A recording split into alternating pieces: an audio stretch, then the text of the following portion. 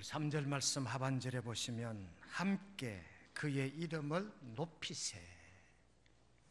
이게 찬양의 기본 정신인 줄로 믿습니다. 우리가 찬양 그러면 두 종류로 나눕니다. 찬송과 복음송. 예배 시간에 복음송 하는 건 마땅치 않아요. 찬양 가운데 찬송이 있습니다. 이 찬송은 율레기야, 아이노스, 에피아노스 이런 단어로 찬송을 얘기합니다. 하나님만 높여드리는 예배 찬양이지요. 어떤 경우 보면 예배 시간에 복음송을 불러요. 그건 예배론에 맞지 않아요. 찬양에는 찬송이 있고 복음송이 있다. 그냥 집회 때는 복음송을 해도 될지 몰라도 예배 시간은 우리의 예배 대상은 하나님이시기 때문에 함께 하나님을 높이는 것이 찬송인 줄로 깨닫고 믿으시기를 주님의 이름으로 축원합니다. 그런데 간혹 예배 중에 복음송을 부르는 찬양 지도자들이 있어요. 예배 정체성을 흐트리는 거지요. 그래서 예배 찬양을 선곡할 때 내가 아는 곡이라고 아무렇게나 택하면 안 돼요. 이 찬양이 하나님을 높여드리는 찬양인가 복음송인가를 먼저 구별을 해야 돼요. 그래야 그것이 함께 하나님을 높여드리는 찬양인 줄로 깨닫고 믿으시기를 주님의 이름으로 축원드립니다. 거룩하신 하나님, 찬양에는 두 가지가 있음을 우리가 다시 한번 깨닫습니다. 찬송, 하나님을 높여드리는 경배의 찬송이 예배 찬양이요, 복음을 전하고 신앙을 격려하는 이런 찬양이 바로 복음송인 줄로 믿습니다. 예배 시간에 복음송을 하는 오리를 범하지 않는 우리 명성교회 되게 도와주시옵소서. 이 시간 귀 서시는 교수님을 우리 교회 보내시니 감사합니다. 교수님의 전문성, 교수님의 달란트를 우리가 이 시간 듣고 보고 깨닫는 귀한 시간 되게 하옵소서. 귀하신 예수님의 이름으로 기도드리옵나이다. 아멘. 이 시간에 우리 대구예술대학교 교수님이시고 경산중앙교회 지휘자이신 우리 문준영 교수님을 모시겠습니다. 앞으로 모실까요? 우리 앞에 작은 집사님, 작은 관계상 좀 당겨주셔요. 그냥 앞에 교탁 없이 보면 대로 하실래요? 있는데 막 좀 준비하시죠. 예. 네. 감사합니다. 네. 반갑습니다. 저는 마이크가 문준영입니다. 반갑습니다. 네.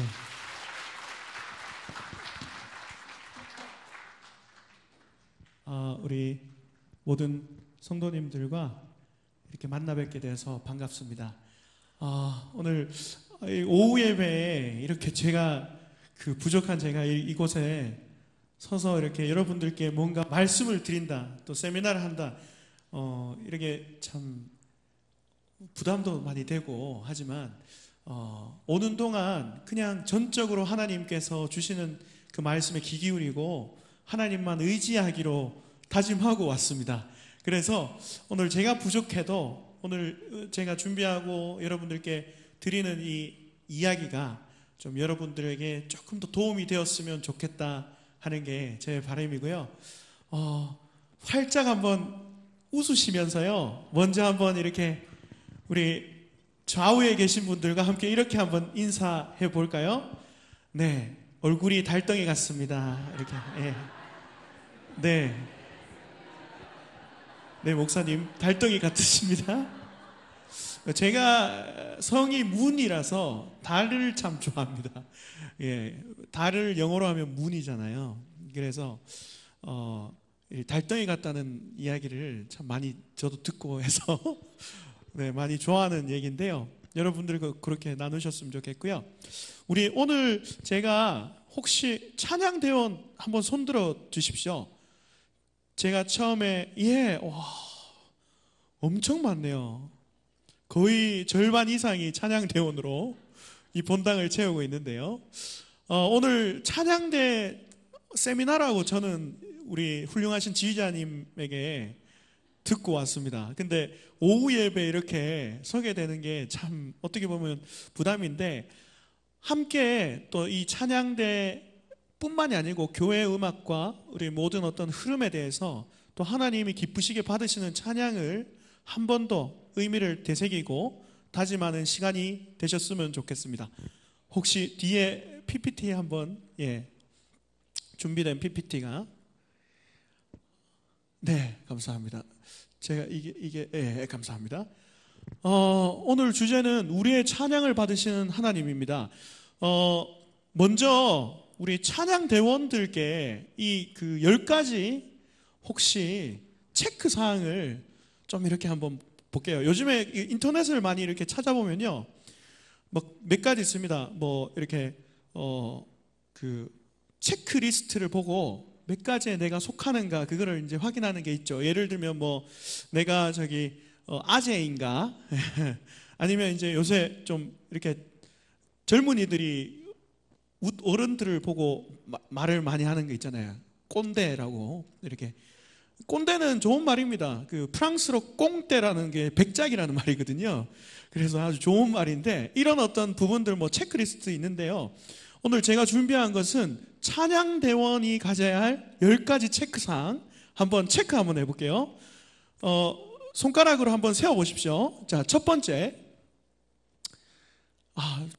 너무 작죠? 이번 주 드려지는 찬양곡의 제목을 기억하고 있습니다. 혹시 오전에 드렸던 찬양곡의 제목을 기억하십니까? 네. 아멘이, 다 그렇진 않네요. 자, 두 번째.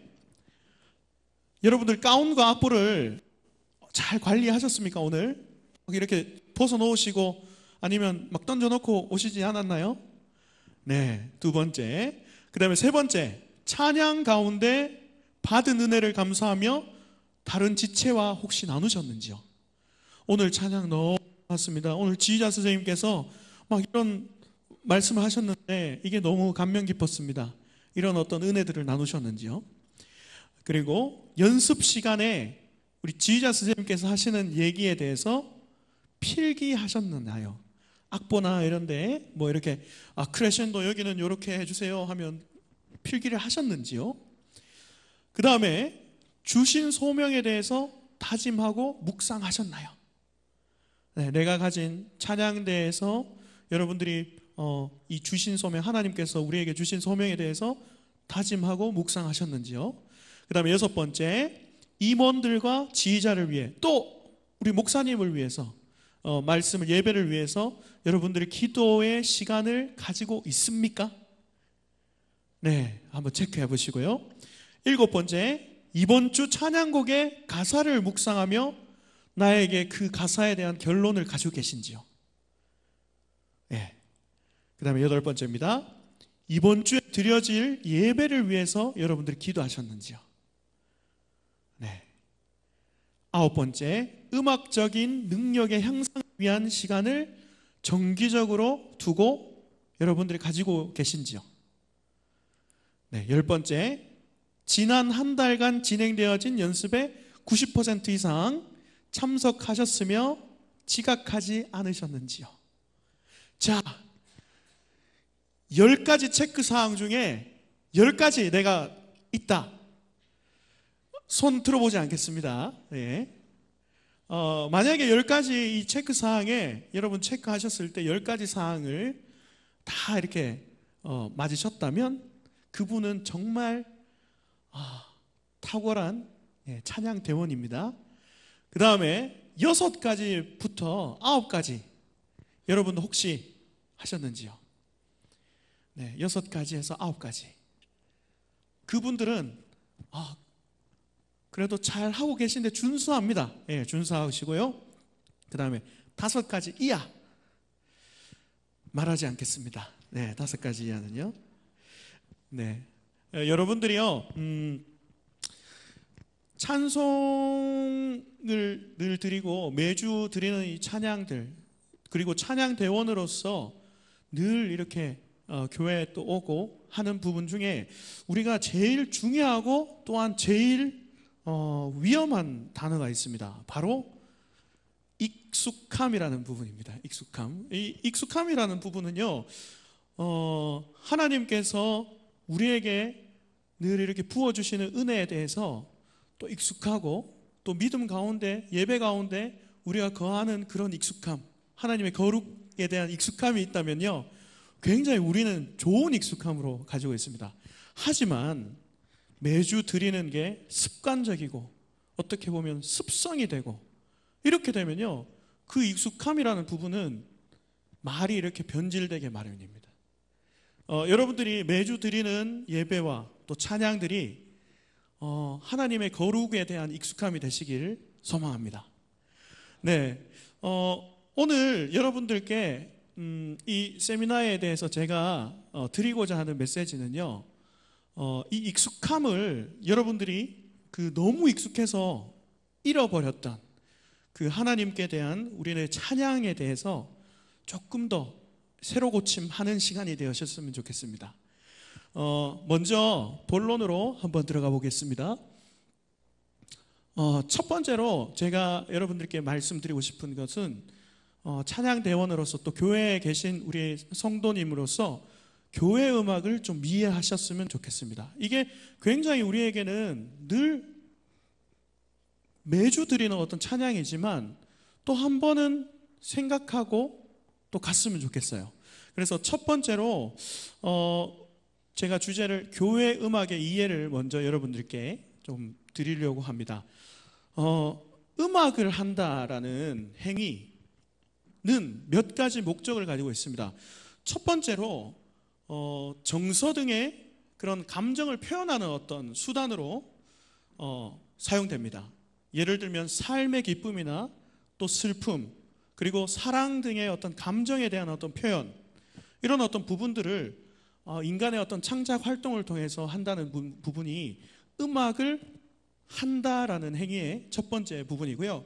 두 번째는 어떤 대상과 목적에 대해서 가지고 또 소통의 수단으로 사용되는 부분이 찬양을 한다라는 어떤 의미가 됩니다. 사랑의 대상이나 존경의 대상, 또한 뭐 어떤 부분이 있어야 되겠죠. 우리 음악적인 역사를 봤을 때는요, 이 음악을 어떻게 보면 많은 작곡가들이 사랑하는 연인이나 또 본인을 후원하는 그 귀족들을 위해서 이렇게 사용되었고, 또한 우리가 많은 이렇게 듣게 되는 관객들을 위한 음악들을 많이 이렇게 작곡하게 되었습니다. 그 음악이라는 부분들 행위 자체가 이렇듯이 여러분들이 음악을 한다라는 의미를 어떤 식으로 본인이 생각하고 있는지 다 다를 것입니다. 그래서 어떨 때는 슬플 때 듣는 음악이나 또 어떨 때는 막 기쁠 때 막 해서 우리가 할 때도 음악을 사용하기도 하죠. 늘 그런 어떤 부분들이 일상입니다. 그러면요, 다시 주제로 돌아와서 우리 교회에서 하는 찬양이라는 음악 행위를 하고 있겠죠? 네, 찬양이라는 음악 행위를 하고 있습니다.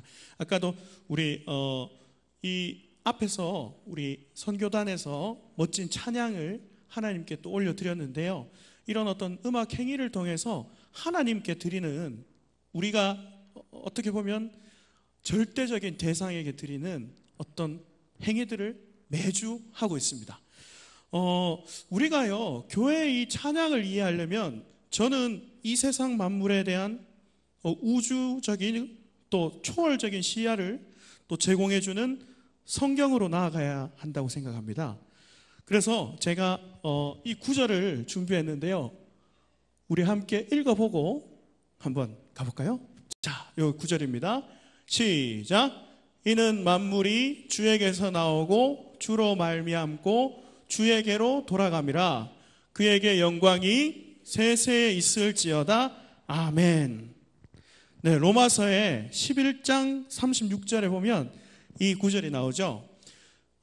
제가 이 구절은요, 어떻게 보면 우리 기독교의 어떤 세계관을 한마디로 요약해주는 말씀이라고 생각되는데요. 이 서론에서 이 구절을 통해서 한번 여러분들께 좀 교회 음악에 대해서 이해를 하고 나갔으면 좋겠습니다. 첫 번째로 주에게서 한번 같이 한번 읽어볼게요. 시작.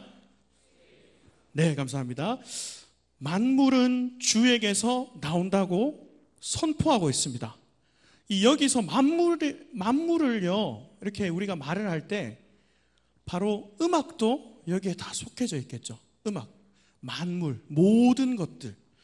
예, 이 가운데 음악도 속해져 있습니다. 따라서 음악의 기원은 창조주 하나님이십니다. 음악의 본질을 말하자면요, 이걸 빼놓을 수가 없는데요. 첫 번째로 시간과 그 다음에 소리의 예술이라고 합니다. 음악이라는 어떤 부분은요. 시간이 있어야 됩니다. 그리고 소리가 있어야 되는데요. 우리 창세기 1장에 나오는 구절을 보면요. 하나님이 이르시되 뭐가 있으라?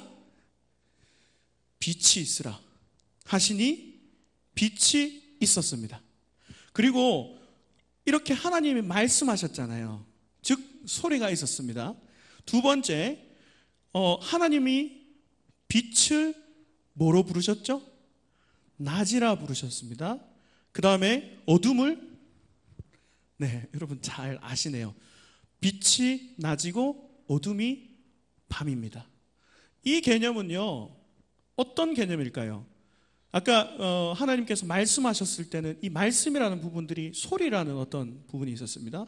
그 다음에 낮과 밤 이렇게 나눈다는 부분, 바로 시간입니다. 그렇죠? 시간을 여러분들이 이해하시면요, 이 두 가지의 본질은 음악의 본질과 일치됩니다. 음악이 하나님의 창조로부터 또 존재하게 된 것이고요. 또 이렇게 시작된 음악은 하나님이 창조하신 모든 만물 안에 내재되어 있습니다. 첫 번째로 우리 한번 이렇게 봅시다. 아까 제가 시간 예술이라고 했죠. 시간을 한번 볼게요. 음악의 가장 기본적인 것은 무엇입니까? 음악의 3요소. 혹시 아시는 분 계신가요? 음악의 3요소. 첫 번째, 예, 감사합니다. 첫 번째 박자입니다. 리듬, 예, 박자. 두 번째, 그 다음에 선율이죠. 예, 음정, 이 선율이 있어야 됩니다. 세 번째는 화음이 있어야 되겠죠. 이 음악의 3요소는 리듬, 박자, 선율, 가락, 우리말로 가락이라고 하죠.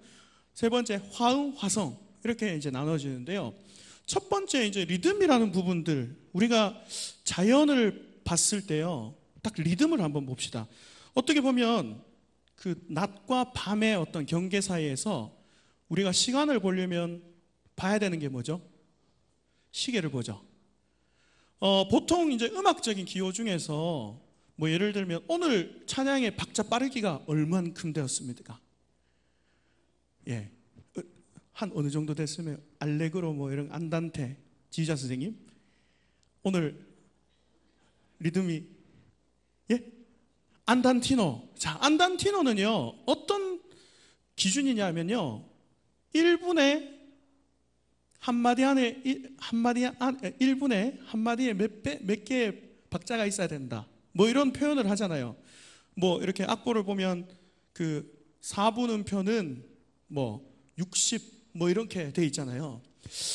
1분에 몇 초입니까? 1분에 60초. 그걸 어떻게 알 수 있죠? 예, 시계 보고. 당연한 이야기죠. 보통 초침을 보잖아요. 초침. 예, 지금은 뭐 전자시계가 좀 있지만 예전에는 초침이 있었고 또 전자시계도 보면 깜빡깜빡거리는 어떤 시계들이 존재하죠. 그거는 시간을 이런 어떤 세부적으로 나누어 놓은 부분입니다.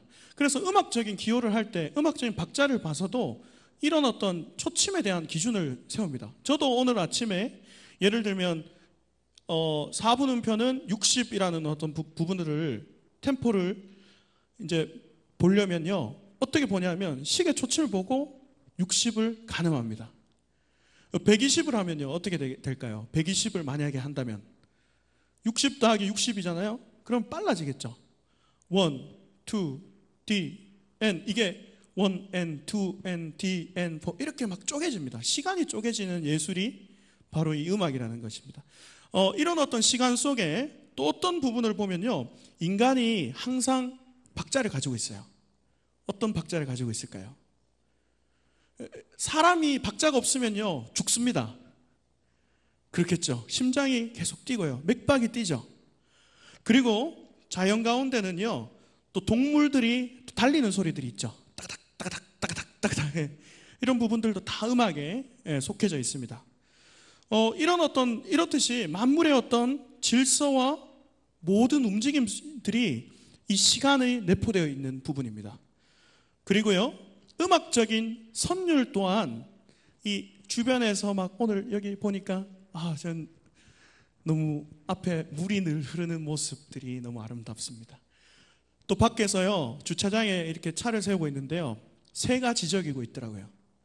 이 새가 지저귀는 어떤 음낮이, 새가요 만약에 삐약삐약 삐약삐약 삐약삐약 이렇게 되면요 굉장히 기계적이죠. 근데 삐약삐약 이렇게 울잖아요. 고음의 고조가 있습니다. 이렇듯이 모든 어떤 부분들, 소리에 대한 어떤 부분들은 고저가 있습니다. 이후에요, 인류들이 또 이렇게 지내오면서, 인류가 이렇게 흐르면서 사람들이 그런 어떤 소리에 대해서 조금씩 더 기준을 두고 나누어 놓은 게 바로 화음이라는 부분입니다. 기준을 두고요. 그래서 우리 하나님이 모든 창조하신 이 시간과 소리의 어떤 역사 가운데 모든 음악은 속해져 있습니다. 따라서 우리가 우리의 음악이 우리의 사용을 위해 주신 하나님의 선물이라고 간주해야 된다는 존 칼빈의 말씀과 같이 이 음악이 하나님께로 온 것이며 또 우리의 유익을 위해 주신 하나님의 유일한 선물이라는 것을 인정하십니까? 네, 인정하십니까? 한 3분만 인정하시는 것 같아요. 음악은요, 저는 늘 지금도 아직까지 음악을 너무 사랑하고 좋아합니다. 지금도 여기 서 있는 게요, 음악을 누구보다 사랑하고 음악을 누구보다 좋아하기 때문에 이곳에 서 있다고 생각합니다. 그리고 그 관련된 일을 하고 있고요. 참 음악을 하다 보면 너무 이렇게 하나님 성경적이고 너무 하나도 버릴 것이 없다라는 생각들이 듭니다. 그래서 여러분들이 제가 지금 음악을 이야기하지만 물론 우리가 드리는 음악은 하나님께 드린 찬양이겠죠. 이 모든 것이 어떻게 해요? 주에게서 나왔다는 것입니다. 그 다음에요, 2번째 한번 읽어볼게요. 시작.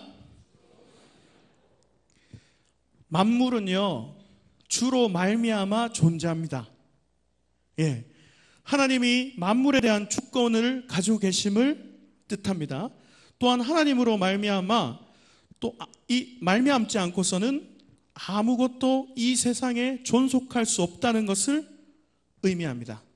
주로 말미암아라는 부분은요 어떤 보존되는 것이고 교회 음악이 하나님으로 말미암아 지금까지 오고 있죠. 하나님이 세우신 이 교회도 지금까지 오고 있습니다. 하나님께서 이 교회사와 음악사의 어떤 큰 흐름을 어떤 교회 음악의 발전적인 재능이 있는 많은 음악가들과 또 역사적인 인물들을 주장하시고 또 사용하셨고 교회 음악의 전체의 물줄기를 또 그의 뜻 안에서 인도하셨다는 것을 우리는 알고 있죠. 예컨대 이렇습니다. 중세 시대 때요, 우리가 종교개혁 이전에 우리 상황을 보면요, 가톨릭 예배 중심은 사제 중심이었습니다. 그 말씀도 일반 사람들이 읽을 수 없었고 찬송도 교회에 드리는 어떤 음악도 딱 특정한 인물들이 하게끔 되어 있었습니다. 사제들 중심으로. 근데 루터와 칼빈 같은 종교개혁자들을 또 하나님께서 이들을 움직이셔서 지금의 찬송가 그리고 모든 형태인 이런 어떤 교회 찬송가 형태들을 우리의 모국어로 또 부르는 하나님께서 축복을 주셨습니다. 이를 여러분들이 생각하시면요, 지금 너무 감사하지 않습니까? 저는 그렇게 생각합니다. 교회 매주 찬양을 드린다는 어떤 의미도 딱 우리 목사님만 찬양 드리고 성도들은 그냥 가만히 이렇게 보고 있는 형태 생각해 보십시오. 얼마나 끔찍하겠습니까? 하나님께서 우리에게 찬양을 할 수 있는 자유를 주셨습니다. 그리고 말씀을 읽을 수 있는 자유를 주셨습니다. 여러분들이 생각을 하셔야 될 부분은 하나님이 우리를 통해서 또 하나님이 말미암아 우리를 또 이렇게 자유케 하심을 믿으시면서 나가시기 바랍니다. 교회 음악이 이렇게 오면서 조금 그래도 세속 음악이 들어오고 막 많은 변질을 받았지만 그래도 교회 음악의 전통은 항상 지켜지고 있습니다. 전래의 어떤 음악들 같은 경우에도 그러하고요. 또 어떻게 보면 뭐 우리 절기에 있는 우리 교회에서 제일 큰 절기들이 부활절과 성탄절이 있죠. 그때마다 우리 찬양대가 열심히 준비해서 칸타타나 이런 어떤 드리는 부분들도 사실 교회의 어떤 역사적인 절기를 하나님께서 보존시켜 주시고 이렇게 해옴으로써 또 계속 유지되었다고 생각됩니다. 이렇게 교회 음악이 철저하게 우리가 하나님께 의지하고 있고 하나님께 의존해야 합니다. 예. 그리고 어떤 뭐 작곡을 한다든지 매주 우리가 찬양을 드릴 때 하나님께서 모든 것을 주관하시도록 의지하는 것이 교회 음악 이내에 또 우리의 찬양 대원으로서의 바른 자세일 거라 믿습니다. 그 다음에요, 세 번째, 주에게로. 교회 한번 같이 읽어볼까요? 시작. 네, 교회 음악은요, 아까 만물이 그러하듯이 주에게로 돌아가는 겁니다. 지금 이렇게 됩니다. 저 세 가지 말을 보면요, 이렇게 관통됩니다. 네, 주에게서 나오고 주로 말미암고 그 다음에 주에게로 가야 됩니다. 이 방향성을 여러분들이 잊지 않으셨으면 좋겠습니다. 교회 음악이 물론 우리가 기쁨과 즐거움 그리고 더 나아가서 영적인 유익까지 얻는 것이 사실이지만 거기서만 멈추면 우리가 드리는 찬양이 아니겠죠. 그 저명한 교회 음악자이신 도널드 허스테드라는 분이 교회 음악에 빠지기 쉬운 대표적인 죄악 4가지를 주장하셨습니다. 첫 번째, 한번 제가 할 때 따라 한번 읽어볼게요. 자만심. 두 번째, 쾌락주의. 세 번째, 관객주의. 네 번째, 감상주의. 그런데 이 모든 4가지의 공통적인 특징이요, 인간 중심, 인본주의의 사상을 둔 그런 어떤 부분이라 할 수 있습니다. 그것이 마땅히 하나님께 돌려야 될 찬양을 누가 가로채고 있을까요? 인간이 가로채면 안 된다는 것입니다. 우리가 찬양을 드릴 때도 우리의 기쁨이 하나님께로 향해야 되지만 이 기쁨이 우리에게만 그냥 기쁨으로 끝나면 안 된다는 것입니다. 앞에 우리 선교단이 찬양 드릴 때 제가 보면서요, 하나님께 정말 진정을 드린다는 느낌을 참 받았습니다. 너무 열정적으로 찬양 드립니다. 중고등학교 때 제가 이제 있었던 일은 항상 이렇게 보면 중고등학생들은 아직까지 이런 생각을 하기에 많이 못 미쳐 있어요. 저도 고백하자면 중고등학교 때 그냥 하나님이 드리는 찬양이 관심이 아니라 앞에서 막 드럼 치는 형이 멋있고 피아노 치는 누나가 예쁘고 예, 그리고 기타 치는 형이 막 현란하게 할 때 가장 그 큰 매력을 느꼈지만 점점 이제 교회에서 우리가 찬양을 드리는 어떤 목적에 대해서 잃어가고요. 또 그런 어떤 잃어가는 상황에서 내가 계속 교회에서 맴돌더라고요. 우리의 찬양도 그런 맴도는 찬양이 안 됐으면 좋겠습니다. 우리는 목표 지점이 있어야 됩니다. 누구에게 찬양을 드려야 되나요? 바로 전능하신 하나님께만 찬양을 드려야 됩니다. 우리의 방향성이 하나님께로 맞춰지길 원합니다. 자, 그러면 우리가 어떻게 찬양을 드려야 되겠습니까? 첫 번째로는 감사로 드려야 됩니다. 하나님께서 기뻐하시는 것 중에 하나는 감사입니다. 시편 50장 23편에 보면 감사로 제사를 드리는 자가 나를 영화롭게 하나니라고 말씀하셨습니다. 그 다음에 두 번째로 마음을 다해서 찬양을 하여야 합니다. 그 히브리서 13장 15장의 5절에 이렇게 권면합니다. 그러므로 우리는 예수로 말미암아 항상 찬송의 제사를 하나님께 드리자 하는 이는 그 이름을 증언하는 입술의 열매니라. 오직 하나님께 우리의 찬양을 드려야 됩니다. 우리 개신교에서 가장 걸출한 음악가를 뽑으라면요, 이분을 최고로 뽑습니다. 누구일까요? 예, 우리 개신교 교단에서 최고의 음악가 누굴까요? 한번 맞춰보십시오. 누가 최고의 음악가일까요? 네? 저쪽에도 오셨는데 나오나 집사님? 아닌가요? 나오나 집사님 아닌가요? 예. 남진 장로님이십니까? 그분일까요? 누굴까요? 기독교에서 나온 최고의 음악가. 예, 제가 여기 한번 보여드릴게요. 예, 이분 혹시 아세요? 이분 누굴까요? 모차르트요? 예. 여러분들, 기독교에서요, 최고의 음악가를 뽑으라면요, 이분을 뽑을 수 있습니다. 음악의 아버지, 바흐입니다. 바흐. 네. 바흐는요, 그 바흐와 함께 또 대조되는 인물이 있습니다. 누구죠? 우리 메시아. 누구의 메시아? 핸델이라는 음악가가 있죠. 핸델과 바흐의 태어난 해가 똑같습니다. 그리고 독일에서는 바흐, 또 독일 출신입니다. 둘 다 독일에서 태어났습니다.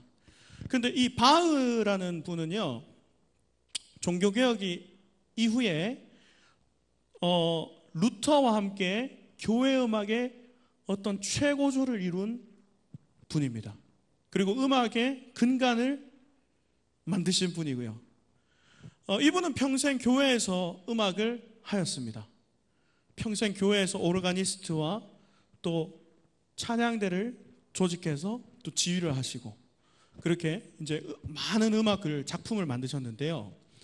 제가 가장 또 존경하는 음악가이기도 하고 하지만, 우리가 지금 바흐 음악을 지금 여러분들 교회에서 이렇게 연주하라고 하면 못합니다. 왜? 어려워서요. 그 정도로 음악에 대한 어떤 최고조를 이룬 분입니다. 이분이요, 한 말씀이 라틴어인데요, 솔리 데오 글로리아라는 말을 하셨습니다. 이 말의 뜻은요, 오직 하나님께 영광을. 한번 같이 한번 해볼까요? 오직, 시작. 오직 하나님께 영광을. 그렇죠. 우리가 이 신앙 고백이 바흐가 했던 신앙 고백이 아니라 우리의 고백이 되기 바랍니다. 따라서 앞서 우리 제가 말씀드렸던 이는 만물이, 다시 한번 읽어볼게요. 시작. 이는 주에게로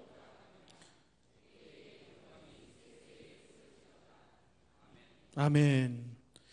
하나님께서 우리에게 음악이라는 선물을 주셨습니다. 또 그의 주관적인 인도하심 속에서 우리가 그것을 누리도록 또 하셨고요, 그것을 통해 자신에게 영광을 돌리도록 하셨습니다. 이게 제가 말씀드리고자 가고자 하는 어떤 교회 음악의 본질적인 길이고요. 우리가 항상 잊어서야 안 되는 성경의 기본적인 어떤 원리라고 볼 수 있습니다.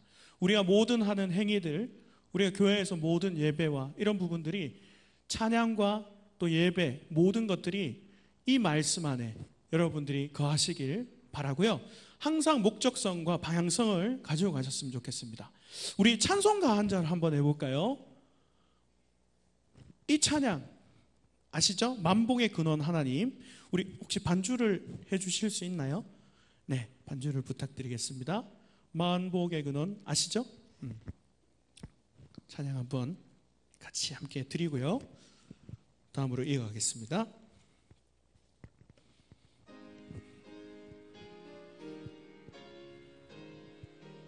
만복의 근원 하나님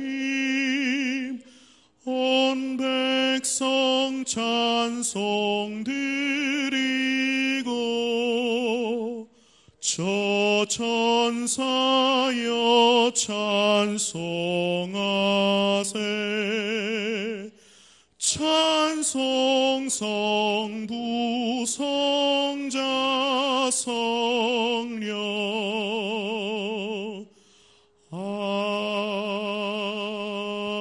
아멘. 제가 이 찬양을 준비한 이유는요, 찬송가의 제일 첫 장에 있는 부분입니다. 영어로 우리 이 곡의 제목을 혹시 아시는 분 계십니까? 이 곡의 제목 영어로 바로 닥솔로지라고 합니다. 이 말 뜻은요, 송령이라는 어떤 의미도 있고요. 그렇습니다. 1장을 제일 처음에 복의 근원은 누구시죠? 하나님입니다. 만복의 근원 하나님. 그 다음에 온 세상 찬송 드리고 또 뭐죠? 저 천사여 찬송하세 찬송 성부 성자 성령 아멘. 우리가 이렇게 불러지는 찬양입니다. 가장 하나님을 찬양하는 대표적인 찬송가 중에 하나라고 볼 수 있습니다. 보통 여기에요, 그냥 제가 이렇게 찬송가를 준비했는데요. 이 찬송가가 사실은 사성부로 되어 있습니다. 물론 그 단성부로 이렇게 되어져 있는 찬송가도 있지만 보통 우리가 보면 찬송가가 사성부로 되어 있습니다. 이 사성부의 형태를 먼저 만든 사람이 아까 제가 보여드렸던 바흐입니다. 이게 코랄이라고 합니다. 코랄 형태. 보통 이런 어떤 형태들을 요즘에는 많이 이렇게 찬송가 너무 좀 여러분들 흔하시죠? 막 좀 늘 볼 때 복음성가나 이런 악보들을 많이 보시다가 이렇게 사성부가 된 어떤 부분들, 저는 이 사성부는요 가장 하나님의 음악이라고 생각됩니다. 왜냐하면 파트가 그냥 단선율로 되어 있는 게 아니라 각자의 어떤 음역대에서 자기 포지션에서 자기 역할을 하는 어떤 음악이라고 생각되거든요. 그것은 누구나 이렇게 공평하게 다 분배되어 있다는 이야기입니다. 하나님께서 이런 어떤 우리에게 이런 어떤 선물을 주셨지 않는가. 베이스 음정 있고요, 제일 아래쪽. 그 다음에 위에는 어떤 성부죠?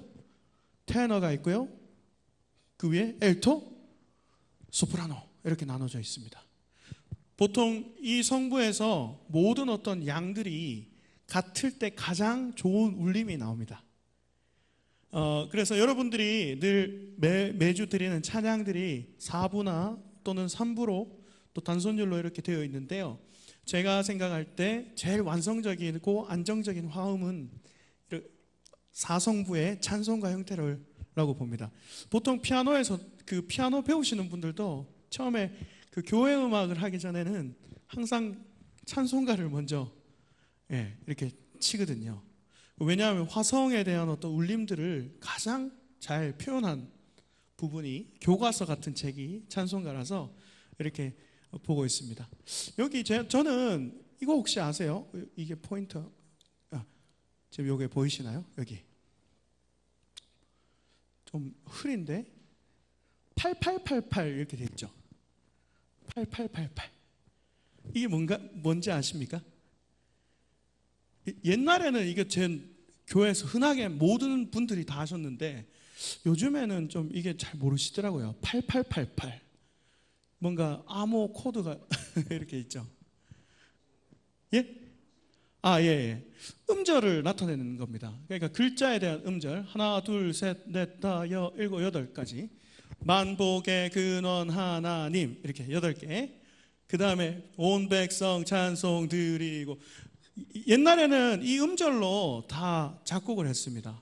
혹시나 이 찬송을 보시면서 그냥 뭐 관심 없으셨지만 이거를 보시고 이제는 8888 아 이게 음절 번호구나 이렇게 생각하시면 됩니다.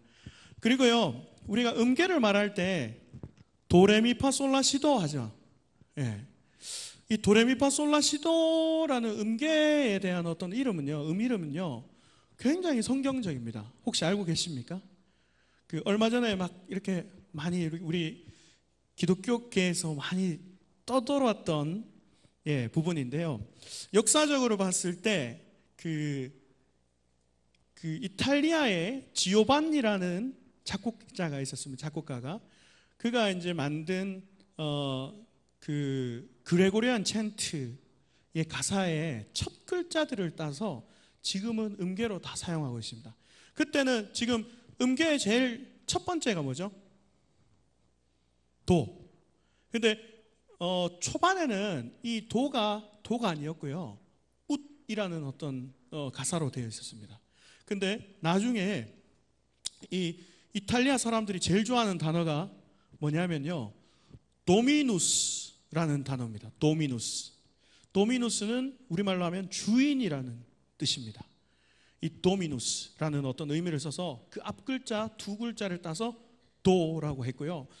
두 번째 레는요 레조난스라고 해서요 울림이라는 의미를 가지고 있습니다. 이 울림은요 바로 하나님의 음성이라는 의미를 가지고 있고, 세 번째 미는요 미라클은 뭐죠?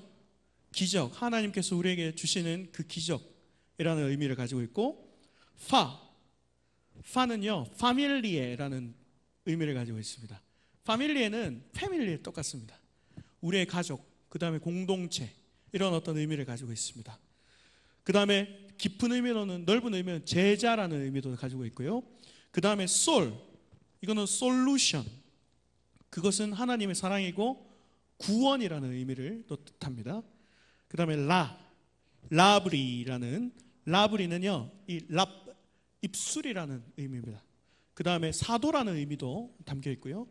C라는 뜻은요 C가 원래는 쌍투스라는 의미를 가지고 있는데요. C라고 이렇게 불러집니다. C는요, 이 쌍투스는 거룩하시다 이런 어떤 의미를 가지고 있고, 그 다음 도미누스입니다. 그러니까 처음과 도레미파솔라시까지 하면요 종지가 안 됩니다. 도레미파솔라시도 해야지 끝나는 느낌이 나죠. 그래서 이 음악이라는 부분들은 정말 성경적입니다. 기독교적이고요. 도에서 끝나고 도에서 끝납니다. 하나님은 알파와 오메가시, 처음과 끝이시죠. 이런 어떤 원리들이 음악 속에 다 숨겨져 있습니다. 그래서 여러분들이 이런 악보를 보실 때 항상 이런 느낌을 가지고 은혜를 받으셨으면 좋겠습니다. 그 다음에요, 제가 오늘 세미나니까요, 교회 음악의 흐름에 대해서 여러분들께 간단하게 설명드리고자 합니다. 교회 음악은 하나님의 중심적인 음악이고 또한 본질적으로 교회 중심적인 음악입니다. 이런 어떤 본질적인 부분으로 접근하면 교회 음악이 아까 기독교의 종교의 하나의 행위라고 이제 말씀을 드렸을 겁니다. 성경에서요 이런 어떤 부분들은 성경적인 근간 위에서 우리가 하는 신앙적인 어떤 행위라고도 할 수 있습니다. 여러 가지 어떤 의미를 뒀는데요. 미국의 저명한 교회 음악학 교수인 폴 웨스터마이어 박사님이 교회 음악의 본질을 찬양의 노래, 기도의 노래, 선포되는 노래, 하나님의 위대한 역사에 관한 이야기, 그리고 하나님의 선물이라고 정의하고 있습니다. 아까부터 제가 늘 말씀드리는 거, 하나님의 선물이라는 의미를 많이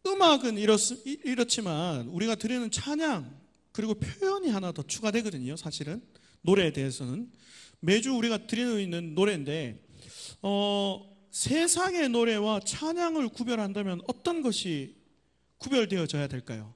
이걸 한번 좀 생각해 보셨으면 좋겠습니다. 아까도 우리 목사님께서 우리 설교 말씀 가운데 우리가 하나님께 드리는 찬송, 예배의 찬송을 드려야 되고 우리의 복음성과 구별돼서 드리자라는 어떤 여러분들께 메시지를 주셨잖아요. 그러면 세상의 음악과 교회의 음악을 어떻게 구별해야 될까? 자, 한 가지 퀴즈를 한번 내볼게요. 이건 얼마 전에 저기 신문을 통해서 나온 아주 재미있는 기사, 흥미로운 기사 내용이었는데요. 현 시대에 우리 한국 사람들이 제일 많이 이렇게 하는 게 가요를 많이 부르잖아요. 가요 노랫말 중에 가장 많이 등장하는 단어 1위. 자, 사랑요? 사랑은요? 4위입니다. 사랑은 4위입니다. 자, 1위. 네? 이별은 조금 멀어요. 순위권에서. 제가 이제 했는 데이터는 5위까지 돼 있는데, 알려드릴게요. 1위는요, 나입니다, 나. 요게요, 이렇게 데이터를 요즘에 빅데이터 많이 하잖아요. 빅데이터로 이렇게 조사를 해보니까 1위가 나인데요, 22만 9,272회가 사용됐답니다. 그 다음에 2위. 예? 정답. 1위는 나, 2위는 너입니다. 너는요, 12만 8,781회가 예, 그렇게 검색이 되었다고 합니다. 3위. 예? 우리는 아닙니다. 3위는요, 소유격, 무슨 누구의 것, 나의 것, 너의 것, 뭐 이런 부분들, 것이 85,425회가 검색되었다고 하고요. 근데 이 나, 너, 것, 이것은 사실은 뭐 그 동사를 말하는 건 아니거든요. 그 단어를 뜻하는 건 아니죠. 나는 나고, 너는 너고, 예, 것은 또 소유격이고, 그 단어 중에 아까 여러분들이 맞추신 4위, 사랑은요, 82,782회 정도가 많이 나옵니다. 이렇듯 이 노래는요, 가사를 담고 있는 음악입니다. 우리가 늘 부르는 또 찬양도 마찬가지죠. 찬양도 음악이라고 할 수는 없습니다. 우리의 목소리로 드리는 음악 이렇게 하는 게 아니죠. 우리의 목소리를 드리는 노래라고 이제 표현합니다. 시편에도 노래라고 표현되어 있고, 이 노래는요, 그러면 우리 찬양 가운데 1위 제일 많이 나오는 단어가 뭘까요? 네? 여러분들이 지금 생각하시는 그 단어, 이거는 제가 데이터력이 딸려가지고 조사는 하지 못했지만 이런 것들이 있겠죠. 하나님, 주님, 사랑, 찬양, 예, 이렇게 되겠죠. 이런 단어들이 많습니다. 우리 찬송을 들을 때 저는 항상 그래요. 근데 이것도 사실 우리말이잖아요. 요거는 이제 성가대에 좀 국한돼서 노래를 어떻게 잘 부르냐, 요것도 좀 접목을 시킬 수 있는데, 제가 이제 늘 교회 아침에도 찬양대를 딱 지휘하고 이렇게 늘 그 느끼는 부분이, 우리말은요, 노래하기 참 힘든 언어입니다. 왠지 아십니까? 이탈리아어나 라틴어 같은 경우에는 받침이 없어요. 근데 우리는 받침이 있습니다. 그래서 예를 들면 하나님의 은혜, 이 찬양 가운데서 뒤쪽에 후렴구 가운데 이런 가사가 나오죠. 한량없는 은혜, 갚을 길 없는 은혜, 이렇게 되죠. 근데 벌써부터 여기서 탁 목이 걸립니다. 한량없는 은혜, 갚을 길 없는 은혜, 이렇게. 지금 아름답나요? 그렇죠.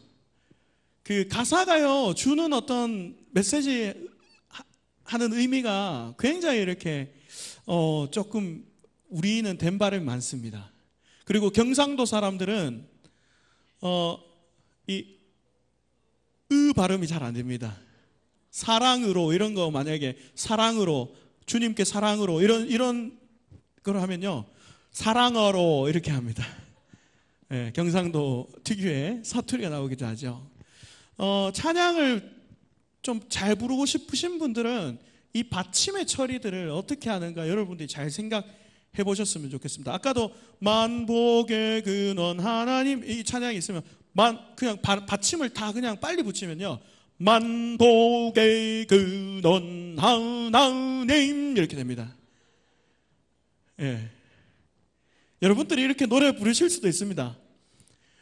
받침은요 항상 뒤쪽에 잘 붙여주시면 노래가 자연스러워집니다. 만복의 근원 하나님 온 백성 찬송 아니고요 온 백성 찬송 드리고 예, 이런 가사에 대한 어떤 부분들이 참 우리의 노래들을 참 방해할 때가 많거든요. 그래서 찬양대가 노래하실 때 노래를 조금 더 잘 하고 싶다 하시는 분들은 이 받침에 대해서 여러분들이 조금 더 신경 쓰시고요. 아마 탁월한 지휘자 선생님께서 그 부분을 아마 짚어주실 것 같은데 여러분들이 잘 이렇게 집중을 하시면 좋으실 것 같습니다. 그리고 제가 이제 드리고 싶은 말씀을 이제 점점 종착역으로 가고 있는데요. 성가대일까요? 찬양대일까요? 이 문제는 계속 논의가 되고 있고요. 참 고쳐지지 않습니다. 저희 교회 저는 오늘 우리 구미 명성교회가 올해 아까 기도하실 때 제가 들었던 30년이 되셨나요? 네, 30년 감사합니다. 이 배지를 차고 있는데 저희는 60주년이 됐습니다. 올해 딱 60주년입니다. 그래서 여기 배지를 차라고 했는데 매주 이렇게 모든 성도들이 배지를 차고 다닙니다. 60주년. 근데 장로님들께서 당회에서 이렇게 찬양대라고 이렇게 규정을 짓고 기도하실 때도 찬양대라고 이렇게 기도를 하십니다. 저희 할렐루야 찬양대거든요. 할렐루야 찬양대에 준비된 찬양을 하나님께서 받아주시옵소서 이렇게 찬양을 하는데 한 번쯤 이제 조금 약간 교회에 오래 계신 우리 장로님들께서 할렐루야 성가대의 찬양을 받아주시옵소서 이렇게 하실 때가 있거든요. 그럴 때는 우리가 늘 익숙해서 좀 불러지는 것 같아요. 그래서 제가 요 아티클을 국민일보에 나온 아티클을 하나 여러분들께 좀 읽어드리고자 하는데요. 성가는 거룩한 노래라는 의미로 세속적인 노래와 구분하기 위해 쓰여졌다. 예배 중에 특별한 순서로 화음을 맞춰 찬양하는 합창단을 성가대라고 부르고 있다. 하지만 성가와 성가대라는 말은 성경적인 의미와 한국 기독교 전통과는 거리가 멀다. 성경에는 찬송이라는 단어가 208번, 노래라는 단어가 176번, 찬양이라는 단어가 83번, 찬미라는 단어가 13번이 등장하지만 성가라는 단어는 한 번도 등장하지 않는답니다. 초기 한국 기독교는 성가라는 말이 아닌 찬양이라는 말을 썼습니다.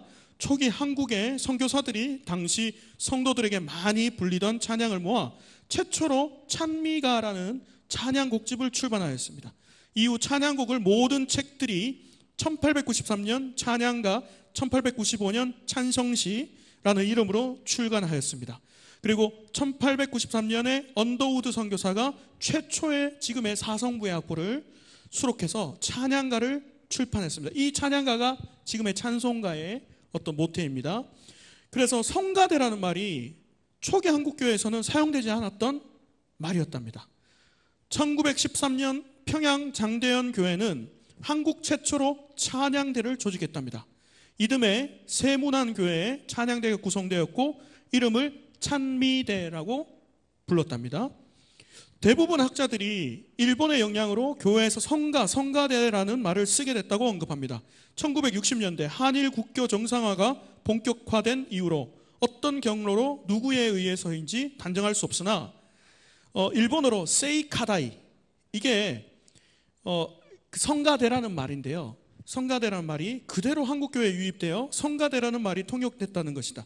세속적인 노래와 구분을 짓는 성가는 하나님께 찬양의 의미를 충분히 담을 수 없답니다. 그리고 찬양은 예수님의 성육신 사건과 십자가의 은혜, 부활과 재림의 구속사적 사건, 하나님께 드리는 영광과 존귀를 한 곡에 담은 것이다. 성가대라는 말은 여러 사람이 하모니를 맞춰 신앙의 고백과 하나님께 영광과 존귀를 한 곡에 담은 것이다. 성가대라는 말은 여러 사람이 하모니를 맞춰 신앙 고백과 하나님께 영광을 드리는 찬양대의 의미를 충분히 반영하지 못한다. 일본의 영향을 받은 성가대보다는 한국 전통 계승하고 성경적인 의미의 찬양을 그대로 포함되어 있는 찬양대라는 말로 부르는 것이 필요하다. 이렇게 제가 국민일보 기사를 그대로 여러분들에게 읽어드렸습니다. 말을요, 여러분들이 이제는 성가대보다 우리 찬양대 이름이 뭐죠? 할렐루야입니까? 저하고 똑같네요. 할렐루야 성가대보다는 할렐루야 찬양대로 여러분들이 통용해서 부르시기 바랍니다. 저도 이게 참 한 번씩 헷갈릴 때가 있는데 이 기사를 보고요, 그렇구나. 이게 한국 초기에 이렇게 좋은 찬양대라는 말을 우리가 아직까지 좀 이렇게 다른 세상과 구별된 의미로 써야 되겠구나라는 어떤 의미를 여러분들이 한 번 더 인지하고 나가시기 바랍니다. 자, 마지막으로요, 현대 찬양대, 우리 찬양대가 있는데 찬양대의 어떤 모범적인 사례를 좀 여러분들께 소개해 드리려고 합니다. 소개를 드리기 전에 오해는 하지 마십시오. 제가 이제 미국에 있는 두 교회 찬양대를 여러분들께 소개를 할 건데요. 규모를 보시면 안 됩니다. 우리 교회 저렇게 못합니다. 당연히 그렇습니다. 근데 한번 오늘 세미나니까요, 우리가 좀 다른 것도 한번 그 한식만 먹다가 이렇게 양식 먹는 기분으로 그렇게 생각하시고 제가 두 교회를 좀 소개시켜 드리겠습니다. 첫 번째로요, 이 교회인데 지금 그림이 막 흔들리고 있는데, 이 교회는 어디냐면 미국의 캘리포니아에 있는 엠마뉴엘 페이스 커뮤니티 처치라는 곳입니다. 이곳은 좀 독특한데요, 우리 교회 예배 시간 10분 전에 오셔가지고 묵상으로 또 조용하게 이렇게 있잖아요. 근데 이 교회는 10분 전에 딱 교회 오면요, 사람들이 이렇게 이야기하는 소리로 굉장히 왁자지껄하답니다.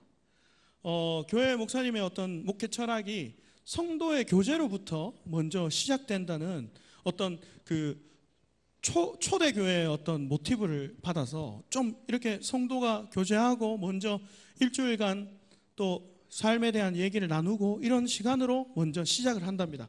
그리고 모든 어떤 찬양이 전 성도들이 같이 드리고, 오늘 제가 여기 와서 참 이 사례가요, 여러분들도 참 적용되고 있는 게 놀랐습니다. 기도가 끝나고 기도성을 같이 드리더라고요. 그 너무 좋은 것 같습니다.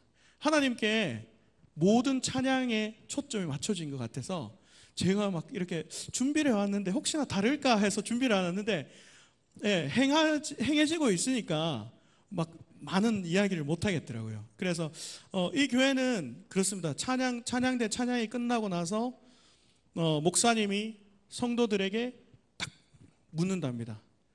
이 찬양대가 드린 찬양은 누구의 것입니까? 라고 합니다. 그러면 성도들이 화답할 때 하나님께로라는 어떤 외침을 하고 이렇게 예배를 한답니다. 모든 초점이 하나님께, 누구의 어떤 인간이 하나님의 영광을 가르치지 않고, 또 리더 우리 목사님 계시지만 목사님도 이렇게 앞에 계시면 우리 성도들은 목사님을 바라볼 수밖에 없잖아요.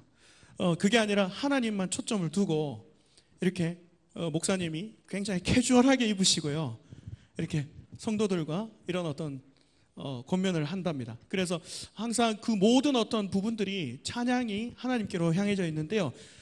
저기 그림이 없어졌네요. 잠깐만요.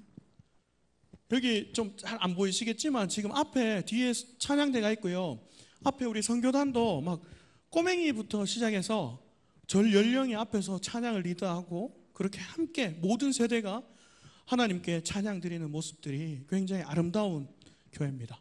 그 다음 교회는요, 뉴욕에 거주하고 있는 교회인데요, 브루클린 성막교회라는 곳을 여러분들께 소개하고자 합니다. 저는 이 교회가요, 굉장히 저는 정말 좋아하는 예배 스타일을 가지고 있는 교회입니다. 물론 제 의지로 좋아한다는 의미가 아니라 모든 어떤 찬양을 하나님께 돌리는 어떤 영광에 대한 부분들도 있지만, 또 하나님께 드리는 이 찬양들을 이 찬양대로 인해서 교회가 부흥하고 또 교회가 이렇게 유명해진 어떤 대표적인 교회 케이스라고 볼 수 있습니다. 이 교회는요, 뉴욕의 브루클린이라는 곳에 위치하고 있는데요.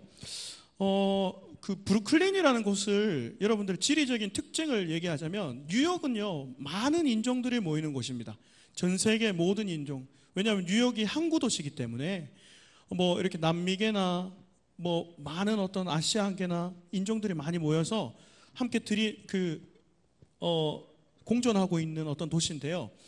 이 뉴욕의 브루클린이라는 곳은 굉장히 이렇게 좀 우리로 말하면 좀 삭막한 도시입니다.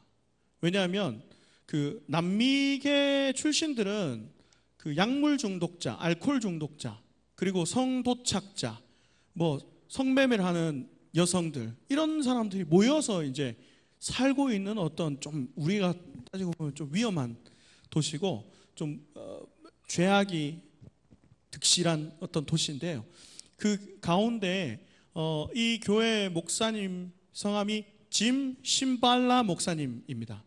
이 짐 목사님이 사모님과, 이 캐롤 사모님과 함께 이렇게 교회를 개척했는데, 처음에는 교회에 모든 교인이 20명이 모였답니다. 근데 막 20명이 모인 교회에서 천장도 막 떨어지고요, 굉장히 막 물도 막 새고 막 이렇게 좀 열악한 환경에서 20명을 가지고 이렇게 교회를 시작했는데요, 정말 하나님께서 이 교회를 사랑하시고 또한 움직이셔서 지금은요, 지금 교회를 보십시오.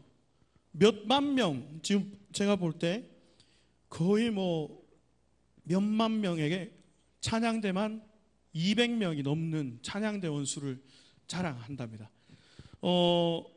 참 이게 이제 교회 규모가 커졌다, 이런 부분들을 제가 여러분들께 양적인 부분들뿐만 아니라 질적인 성장도 같이 이렇게 한 모범적인 어떤 교회인데요. 요거 제가 찬양을 한번 여러분들께 들려드릴게요. 어떤 이 교회 찬양이 어떻게 지금 들려지고 있는가 한번 여러분들이 보셨으면 좋겠습니다. 영상 한번 부탁드리겠습니다. 이거 너무 거창한 것만 보여드리는 거 아닌가요? 그 제가 얘기를 했습니다. 딱 여러분들께도 혹시나 오해하실까봐, 우리는 저렇게 못합니다, 이게 아니라 하나님께서 어떻게 이 교회를 했고, 저 교회도 사실은 성도 수가 계속 이제 늘어가고 하면서 갈 곳이 없으니까 뉴욕에 있는 폐극장을 사들여 가지고 교회로 이렇게 해서 지금은 전 세계의 모든 사람들이 모이는 그 교회로 지금 발돋움했습니다. 하나님께서 이 교회를 통해서 그 열악한 어떻게 사용하시는지를 여러분들께 좀 보여드리려고 이 교회를 소개시켜 드렸습니다. 한국에서 가장 최고의 또 찬양대를 손꼽으라면 이 교회를 들 수 있습니다. 이 교회는 제가 알기로는 구미에 있거든요. 구미의 명성교회라는 곳에 할렐루야 찬양대라는 찬양대가 가장 유명합니다. 네. 혹시 아세요? 들어보셨나요? 할렐루야 찬양대? 네. 이렇게 여러분들이 보이는 어떤 양적인 부분들만 오늘 안 보셨으면 좋겠고요. 우리의 진정한 마음을 하나님께 다 돌리고, 아까 제일 초반에 10가지의 찬양대원의 필수적인 사항을 여러분께 말씀드렸죠. 여러분들이 다 지키시는 찬양대원들이라고 저는 생각됩니다. 아멘이십니까? 네. 앞으로도 여러분들이 드리는 찬양이 하나님께 드리는 최고의 찬양이 되셨으면 좋겠고요. 오늘 이 세미나를 통해서 다양하게 찬양의 의미와 우리가 찬양을 드려야 되는 목적을 여러분들이 함께 깨달으셨으면 좋겠습니다. 아까 로마서 우리 말씀 한 번만 더 읽고 저는 오늘 여기까지 하겠습니다. 로마서 말씀. 자, 한 번 더 우리의 찬양의 목적을 다시 한번 읽어볼게요. 시작. 이는 만물이 주에게서 나오고 주로 말미암고 주에게로 돌아감이라. 그에게 영광이 세세에 있을지어다. 한 번 더 읽어볼게요. 이는 모든 찬양이, 시작. 이는 모든 찬양이 주에게서 나오고 주로 말미암고 주에게로 돌아감이라. 그에게 영광이 세세에 있을지어다. 아멘. 네, 우리의 목적이 하나님께로만 온전히 드려지는 우리 꿈이 명성교회 모든 성도분들이 되시기 바랍니다. 오늘 수고하셨습니다. 예.